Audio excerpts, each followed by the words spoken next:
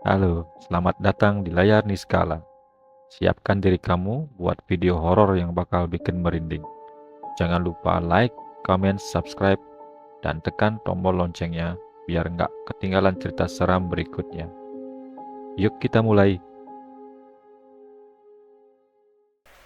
Apa jadinya jika istrimu bukan manusia, tapi siluman?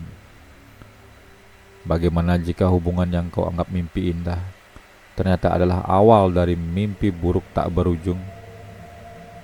Kisah ini bukan dongeng. Ini kesaksian nyata seorang pria bernama Mas Yudi. Hidupnya berubah selamanya sejak malam ia dibawa ke istana bawah laut dan menikah dengan ratu siluman ular.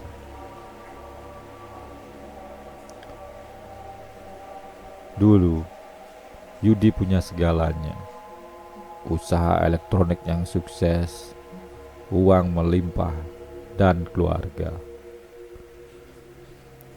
Tapi kehidupan malam yang tak terkontrol, alkohol, dan pertengkaran menghancurkan segalanya. Ia sakit, bangkrut, dan akhirnya cerai. Hari-harinya diisi dengan melamun.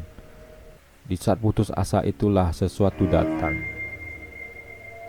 Suatu malam, sekitar pukul 2 pagi, ia terbangun dalam mimpi yang sangat nyata. Kereta kencana dari langit turun tepat di halaman rumah orang tuanya. Dua wanita cantik membangunkannya. Mereka mengajaknya pergi. Kereta melaju ke arah timur lalu selatan, lalu masuk ke pusaran air laut. Anehnya, Yadi masih bisa bernafas. Air tidak membasahi tubuhnya. Yang ia masuki adalah sebuah istana megah, bercahaya, berdinding zamrud, dengan pengawal wanita yang berwajah cantik.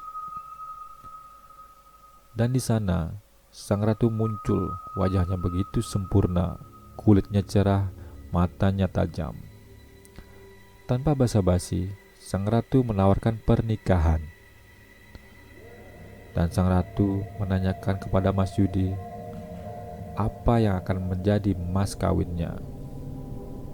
Kekayaan, ilmu, jabatan, pilih salah satu akan menjadi mas kawin untukmu. Begitu ucap sang ratu. Tapi Mas Yudi menolak semua itu. Ia hanya terpikat kecantikan sang ratu dan ia setuju menikah. Upacaranya tergolong aneh, tanpa penghulu, hanya jabat tangan lalu pengakuan satu kalimat. Yadi resmi menjadi suami siluman laut. Ia hidup di istana itu selama 7 hari tanpa tidur. Tak ada siang malam, tak ada waktu, hanya cahaya lembut dan hiburan tak henti-henti. Jaipong, tarling, kesenian Sunda, perempuan-perempuan cantik menyambut dan melayani. Tapi hanya sang ratu yang selalu mendampinginya. Yadi tak makan selain buah. Ia takut jika makanan di sana berasal dari hal yang tak suci. Setiap azan berkumandang, seluruh penghuni istana membeku, diam seperti menghormati. Mereka tidak sholat. Bahkan Yadi sendiri tak bisa berbicara untuk meminta izin untuk sholat, seolah mulutnya tertutup dan terkunci. Setelah 7 hari, Yudi minta pulang. Sang ratu mengizinkan, tapi dengan satu syarat. Ia harus siapkan kamar khusus berwarna hijau dengan kelambu. Tak boleh ada yang masuk. Ratu akan datang 2 kali sebulan, Selasa Kliwon dan Jumat Kliwon. Sebelum pergi, Yudi diberi batu kecil seperti biji salak, katanya sebagai simbol ikatan mereka. Ia naik kembali ke kereta kencana, melaju dari laut ke udara hingga kembali ke rumah orang tuanya. Saat membuka mata, tubuhnya masih basah dan berbau bunga. Di tangannya, batu itu benar-benar ada. Mulai saat itu, kehidupan Yudi berubah. Ia bisa mendapatkan apapun yang diinginkan hanya dengan niat. Bisikan datang, lalu keinginan terkabul. Ia bahkan tahu siapa yang berniat menipunya sebelum kejadian. Pada suatu malam, ia membaca mantra di kertas yang dibawa dari alam gaib. Seketika, ular-ular muncul seperti kobra, weling, bahkan sanca yang besar datang dari segala penjuru arah, melintas di jalan mengawalnya seperti pelindung. Ia bahkan tidak takut mati, sebab sang ratu sudah memberitahunya kapan dan bagaimana ia akan mati. Pada tahun 2019, Yadi menikah dengan wanita dunia nyata. Tapi 3 hari setelah akan nikah, ia langsung dipecat tanpa alasan dari pabrik tempat ia bekerja.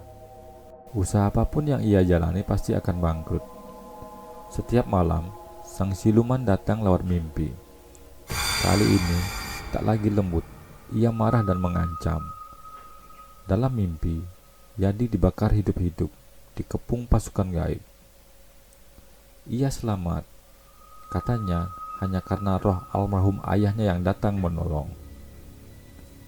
Bisikan itu tak pernah berhenti.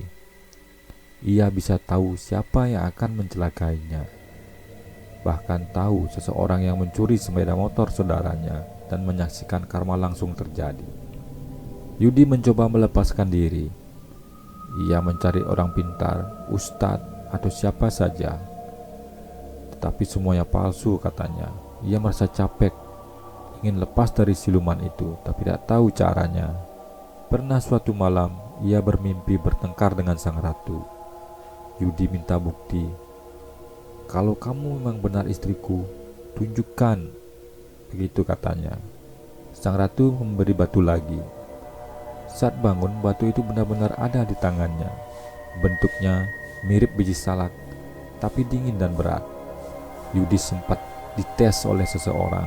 Ia ditusuk, digores silet, bahkan dihantam golok. Tak semua benda itu yang mempan padanya. Tapi bukan itu yang membuatnya takut.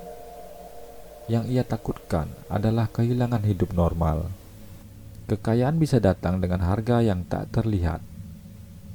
Kadang kita menyangka sedang diberi karunia, padahal sedang ditarik ke dalam perjanjian gelap yang tak bisa putus. Kisah Mas Yudi bukan hanya tentang siluman, tetapi tentang manusia mencari celah di antara keputusasaan dan godaan kekuasaan gaib. Ingat teman, tidak semua yang datang dalam wujud indah membawa kebaikan. Terima kasih sudah menonton video ini dari awal sampai akhir.